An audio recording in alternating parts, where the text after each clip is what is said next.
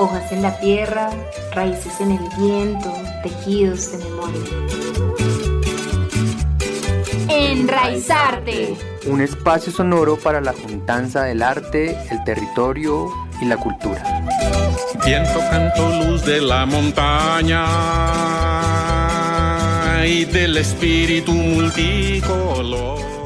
Bienvenidas y bienvenidos a Enraizarte, Voces del Territorio. Seguimos en este podcast reflexionando y explorando las ideas de Estanislao Zuleta, un filósofo colombiano cuya lectura se vuelve urgente en este momento para seguir reflexionando con mayor profundidad nuestro presente. Soy Heidi y hoy conversamos junto a Laura y Javier sobre uno de los filósofos más lúcidos que ha tenido Colombia. Porque en los 90s, de hecho en el 91, mientras el país redactaba la Constitución que hoy en día nos rige, en medio de semejante violencia causada por el narcotráfico y el conflicto armado, Zuleta publicó este libro y sus palabras tenían una potencia enorme y hoy en día también, ¿no? Es como seguirnos pensando la paz y la democracia y los derechos humanos no como un deseo bueno, sino como una construcción diaria, constante, que es lo que hemos venido hablando tanto en este podcast, y eso exige romper con nuestras formas autoritarias de comunicarnos. Y ahí entramos entonces al diálogo democrático a través de la comunicación para el respeto y no la comunicación desde el autoritarismo. Y en este punto, hey,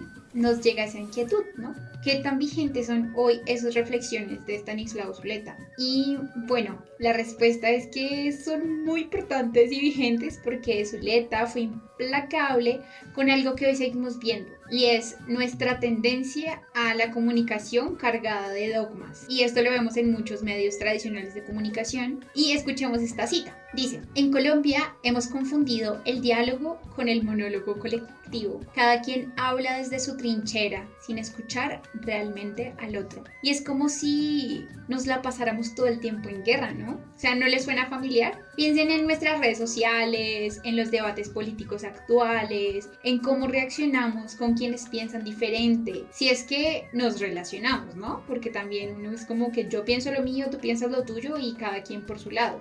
Y es que, como hemos dicho antes, para Zuleta, la democracia no es solo ir a votar cada 4 años, es algo mucho más exigente y es la capacidad de convivir con el conflicto sin destruir al adversario, al otro, a la otra, al leotre. Él decía que el problema colombiano no era tener conflictos, sino nuestra incapacidad de tramitarlos de forma democrática, como que no hay que simplemente ignorarlos o desear no tenerlos, sino darles un lugar, y ese lugar se da a partir del diálogo, que yo pueda reconocer que las otras personas tienen pensamientos diferentes, y es aprender a empatizar con la realidad de esas personas que hacen que sus necesidades les llevan a tener dogmas, y es como abrirnos a el pensamiento diferente y sobre todo a la gestión de los conflictos, ¿no? Zuleta escribió esto hace más de 30 años, en los años 80, y aún seguimos atrapados en los mismos patrones, en una actualidad política tergiversada, en discursos llenos de miedo y de odio, donde pues no tenemos como cuidado tampoco de la palabra. Quizás como que a veces las redes sociales nos permiten eso, como soltar cualquier palabra y no tener en cuenta como lo que puede generar en los otros, en las otras. Y es aquí pues donde quien piensa diferente es automáticamente el enemigo, ¿sí? El que no esté en concordancia con mis maneras de pensar está en mi mira. Y es exactamente lo que él diagnosticaba. Una narrativa que se ha ido configurando a lo largo del tiempo. Preguntémonos, por ejemplo, ¿a quiénes les sirve que nuestra comunicación esté cargada de tanto odio? ¿Será que nos hemos puesto a pensar eso cuando descargamos estos mensajes en las redes sociales o en los lugares en los que nos encontremos? O bueno, no sé, hasta en las protestas sociales que son necesarias, pero ¿a quién sirve estas maneras en las que nosotros descargamos estas palabras o estas acciones llenas de odio? El filósofo hablaba, por ejemplo, de la apertura democrática, no como una concesión del poder, sino como una transformación cultural profunda. O sea, significaba pasar de la imposición a la persuasión, del grito al argumento, del fanatismo a la duda productiva. Claro, y aquí está un punto central, me parece a mí, en relación a Zuleta, Zuleta, y es que él no era un optimista ingenuo sobre la democracia y sobre la comunicación, porque él tenía muy claro lo compleja que es esta sociedad y sabía que esta transformación que tantas veces la hemos nombrado en este podcast, porque es muy poderosa,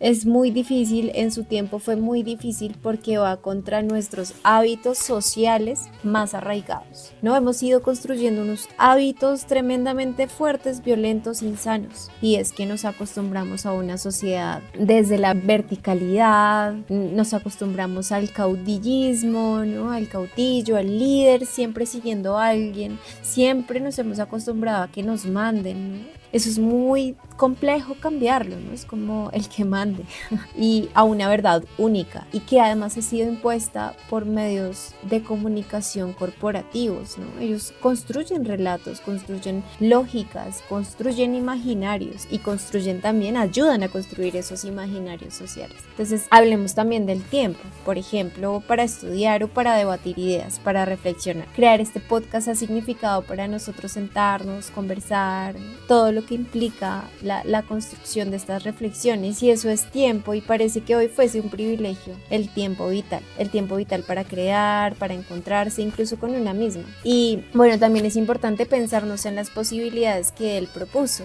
como por ejemplo que dentro de los espacios de resistencia cultural están los movimientos estudiantiles, en general están todos los movimientos sociales. Para esos tiempos lo que hoy existe era bastante diferente, ¿no? Apenas había una especie de apertura, de diálogo, sin desmeritar por supuesto todo lo que venía caminando desde los movimientos, pero hoy tenemos una apertura mucho más grande al diálogo y también a la violencia, porque claro, lo que decíamos ahorita, las redes sociales han incentivado, el algoritmo, muchísima violencia, ¿no? Muchos discursos también falsos. Sin embargo, él creía mucho en ese tipo de personas, ¿no? De movimientos, pero sobre todo en quienes se atreven y se atrevían a pensar por sí mismos, ¿no? El pensamiento propio, el pensamiento crítico, lo que hoy en día desde mi punto de vista, y creo que lo hemos conversado, es también un desafío inmenso, porque se trata de generar la pedagogía de la pregunta, aunque no lo mencionara exactamente así, sí mencionaba el dudar, el autocuestionarse, y eso en tiempos de la mercantilización de la vida es un tremendo reto, pero también es un tremendo camino que tenemos que estar dispuestos y dispuestas a caminar con la frente y la dignidad completamente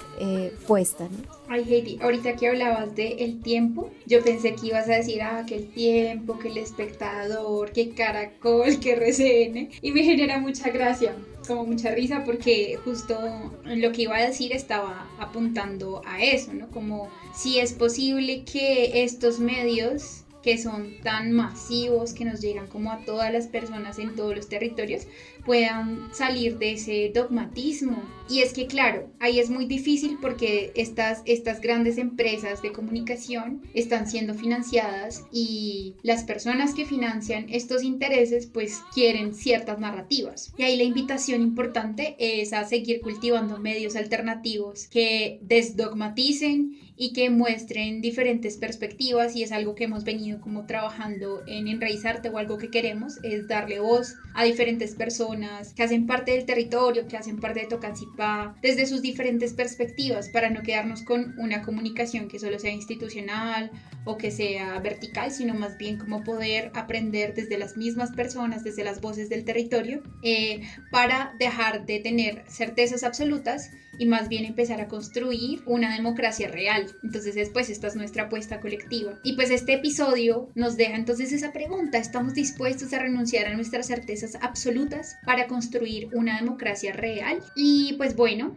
yo quería terminar también con una frasecita de Stanislao que dice: la paz no se firma, se construye todos los días, en cada conversación, en cada gesto de respeto hacia el otro. Y bueno, y nos queda a nosotros pues esta invitación también, pues de seguir construyendo esos espacios para una comunicación también que sea crítica, que pueda aportar a fisurar un poco esas narrativas a las que nos tienen tan acostumbrados. Entonces, para nosotros el poder habernos encontrado con este autor, bueno, y con esta quizás más como persona también, ¿no? Como poder dialogar con él desde esos textos que nos ha dejado, pues nos deja también un llamado muy, muy, muy importante para nuestra práctica comunicativa. Y pues desde esa práctica comunicativa, pues también les hacemos la invitación a cada uno de ustedes para que también se tomen esos tiempos de ver profundamente qué es esa información que estamos consumiendo y cuáles son las reflexiones que hacemos alrededor de ella, qué es lo que compartimos, cuáles son pues nuestros